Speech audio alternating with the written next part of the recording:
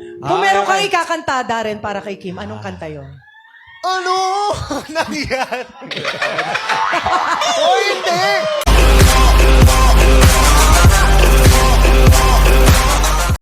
Darren Espanto ibinuking ang kaibigang si Kim Chiu na totoong hiwalay na ito sa kanyang boyfriend na si Xian Lim.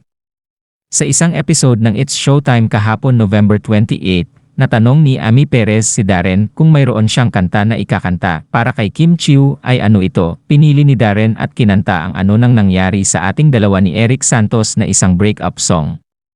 Di naman maipinta ang mukha ni Kim na halatang nagulat sa kinanta ng kaibigan. Tila nga may alam si Darren at ang mga kaibigan ni Kim Chiu sa totoong estado ng buhay pag-ibig ng aktres. Agad namang bumawi si Darren at sinabing theme song iyon ng linlang na pinagbidahan ni Kim Chiu. Matatandaan na dito nagsimula ang balibalitang hiwalayan nila Kim Chiu at Xian Lim, simula nang gawin ng aktres ang nasabing teleserye. Kung meron kang ikakanta, Darren, para kay Kim, anong kanta yun? Ano? Nangyari? O hindi! Sandali, Kim. Bakit? May alam ba si Darren? Mabalik tayo kay Kuya Romel! Ayaw nga. Tama. Samantala magpa hanggang sa ngayon, ay iwas na iwas pa rin si Kim Chiu sa issue ng umano'y paghihiwalay nila ni Xian Lim. Hindi pa rin diretsahang inamin o dinenay ng dalawa kung totoong break na sila tulad ng mga naglalabasang balita sa social media. Sa isang panayam, nakiusap ang dalaga na ibalato na muna sa kanila ni Xian ang tungkol sa balitang nagkanya-kanya na sila ng landas, makalipas ang mahigit isang dekadang relasyon.